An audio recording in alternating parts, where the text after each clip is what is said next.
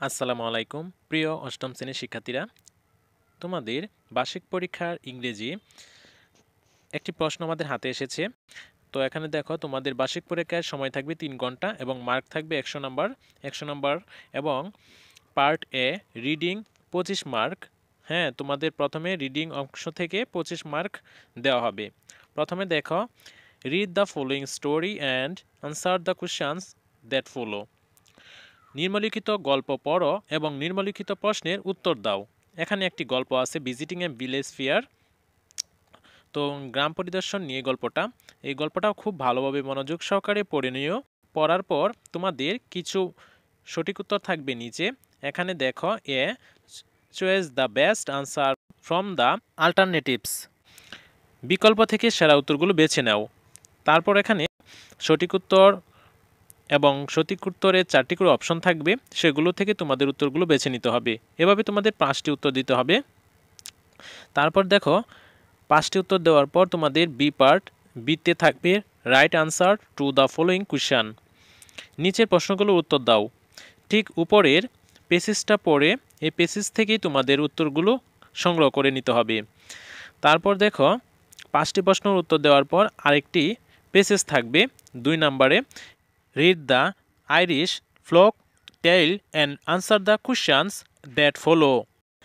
Irish লোক কাহিনী পড়ো এবং পরবর্তী প্রশ্নের উত্তর দাও। এখানে একটি লোক কাহিনী নিয়ে আলোচনা করা হয়েছে এই গল্পে। পুরা গল্পটা তোমাদের মনোযোগ সহকারে পড়ে নিতে হবে এবং ভালোভাবে ওয়ার্ডগুলো দেখতে হবে। তো তারপরে দেখো, নিচে a read the statements and write whether they are true or false. If false give the correct answer. এখানে বলছে বিবৃতিটি পড়ো এবং লিখো, সেগুলোর সত্য বা মিথ্যা হলে সঠিক উত্তর লিখতে বলছে। তো এখানে 5টি সত্য মিথ্যা থাকবে, সবগুলোর উত্তর তোমাদের লিখতে হবে। যদি ট্রু হয় ট্রু লিখবে এবং ফলস হলে তার কারেক্ট আনসার লিখতে হবে। তারপরে দেখো, B read the tale and match column A with column B. গল্পটি পড়ো এবং কলাম এ এবং বি মিল করো। এখানে গল্পটির সাথে কিছু কিছু ওয়ার্ড কলাম এ এবং বিতে দেওয়া আছে, তোমরা সেগুলো মিল করবে। তারপরে দেখো, part B appreciating literary text poem 15 mark. সাহিত্যের পাঠের প্রশংসা করো এবং কবিতাটি পড়ো, যার জন্য তোমাদের 15 মার্ক থাকবে। 3 নম্বরে এখানে দেখো, আনসার নং 3 লেখছে read the poem and identify the metaphors use in the poem, use the following table and complete the activity. 3 নম্বরে বলছে কবিতাটি পড়ো এবং কবিতায় ব্যবহৃত রূপগুলি চিহ্নিত করো। কার্যকলাপ সম্পূর্ণ করতে নিম্নলিখিত টেবিল ব্যবহার করতে পারো। কবিতাটির নাম থাকবে hope is the thing with feathers, লিখেছেন এমিলি ডিকিনসন। তো এখানে কবিতার চরণগুলো লেখা আছে, খুব ভালোভাবে তোমাদের এই কবিতার চরণগুলো পড়ে নিবা। পড়ে নেওয়ার পর নিচে দেখো 4টি কলাম আছে। 4টি কলামে প্রথম কলামে বলছে লাইন অফ দ্য পোয়েম, কবিতার লাইন। কম্পেয়ারিং পারসন থিং, ব্যক্তি বস্তুর তুলনা করা। ম্যাচ ফর কম্পেয়ার্ড টু, রূপক এর তুলনা। রিজন টু ইউজ দ্য ম্যাথফোয়ার্স, রূপক ব্যবহার করার কারণ। এখানে তোমাদের এই কারণগুলো উল্লেখ করে দিতে হবে। তারপরে তোমাদের বি পার্ট দেখো, বিতে বলা হয়েছে read the text poem again and write the summary of the text poem in your own word. পাঠ্য কবিতাটি আবার পড়ো এবং পাঠের কবিতার সারাংশ নিজের ভাষায় লিখো। তারপরে দেখো পার্ট সি গ্রামার অংশ 30 মার্কস। এখানে 30 মার্কের কিছু গ্রামার অংশ থাকবে। তো চলো সেগুলো সম্পর্কে জেনে নিই। 4 read the following passage and identify 5 cohesive devices used in the text and analysed the process of using them in the sentence. নিম্নলিখিত পেসেজটি পড়ো এবং পাঠ্যটিতে ব্যবহৃত 5টি সমন্বিত ডিভাইস শনাক্ত করো এবং বাক্যগুলোতে যেগুলো ব্যবহারের উদ্দেশ্য বিশ্লেষণ করে। তারপরে বলছে use the table below to complete the activity. কার্যকলাপ সম্পূর্ণ করতে নিচের টেবিল ব্যবহার করো।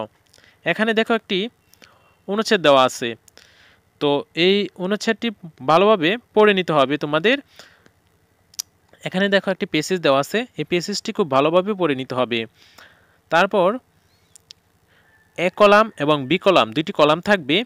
এখানে চুজ হার ডিভাইস এবং প্রসেস অফ ইউজিং ইট, এগুলো মিল করে তোমাদের এখানে লিখতে হবে। তো তারপরে দেখো 5, complete the following text by using right form of verb. এখানে ক্রিয়াপদের ডান কলাম ব্যবহার করে নিম্নলিখিত পাঠ্যাংশটি সম্পূর্ণ করতে হবে।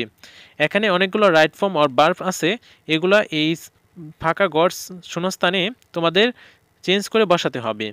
তারপর দেখো 6 number, here is a story of Rana, there are some gaps in the story, now fill in the blanks with appropriate non finite verb, gerund, participles and infinitive. এখানে বলছে রানার একটি গল্প আছে, গল্পের কিছু ফাঁক আছে, মানে ফাঁকা জায়গা আছে। এখন উপযুক্ত ক্রিয়া মানে জিরান, পার্টিসিপলস অ্যান্ড ইনফিনিটিভ শব্দগুলো দিয়ে শূন্যস্থানগুলো পূরণ করতে বলছে। তারপরে দেখো 7 নাম্বার আনসারে বলছে read the following sentence and identify time adverbials, then write new sentence using the same adverbials from each. নিম্নলিখিত বাক্যগুলো পড়ো এবং সময় ক্রিয়া বিশেষণ চিহ্নিত করো। তারপর প্রতিটি জন্য একটি ক্রিয়া বিশেষণ ব্যবহার করো নতুন বাক্য লেখার জন্য। তারপর এখানে লিখছে টাইম অ্যাডভার্বালস নিউ সেন্টেন্স, সময় বিশেষণ এবং নতুন বাক্য। এই উপরের অংশটি পড়ে তোমাদের এই কাজটি কমপ্লিট করতে হবে। তারপরে দেখো পার্ট ডি, রাইটিং 30 মার্কস, 30 মার্কের একটি রাইটিং অংশ থাকবে। তো এখানে 3টি রাইটিং অংশ দেখো। 8 নম্বরে suppose you are Rashed Ahmed অথবা Rasheda Rahman, now write a CV for the post of an English teacher. তো ইংলিশ টিচার হিসেবে তোমাকে একটি সিভি লিখতে হবে। তো আশা করি তোমরা ক্লাসেই শিক্ষকেরা তোমাদের সিভি কমপ্লিট করে রেখেছে।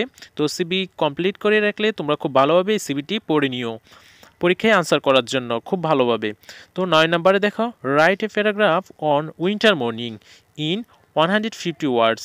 তো 150 ওয়ার্ডের একটি উইন্টার মর্নিং মানে শীতের সকাল অনুচ্ছেদ লিখতে হবে। তো এটার জন্য তোমাদের 10 মার্ক দেওয়া হবে। তারপরে দেখো write an application to your headmaster for increasing common room facilities in the school. তোমাদের বিদ্যালয়ে একটি কমন রুম সম্পর্কে প্রধান শিক্ষকের নিকট একটি আবেদনপত্র লিখতে হবে, তার জন্য তোমাদের 10 মার্ক দেওয়া হবে। তো প্রিয় শিক্ষার্থীরা, আশা করি তোমরা বুঝতে পেরেছ ফুল মার্ক প্রশ্নটি কিভাবে তোমাদের আসবে। তো তোমরা এই প্রশ্নের আলোকে ভালোভাবে এক্সারসাইজ করতে থাকো, পাঞ্জিরি এবং লেকচার, শেষ মুহূর্তের প্রস্তুতি, মডেল টেস্টগুলো। তো পরবর্তী ভিডিও দেখার আমন্ত্রণ জানিয়ে এবং তোমাদের পরীক্ষার খুব ভালো এবং শুভকামনা জানিয়ে আজকে ভিডিওটি এখনই শেষ করতে যাচ্ছি। সবাই ভালো থাকো, সুস্থ থাকো, আল্লাহ হাফেজ।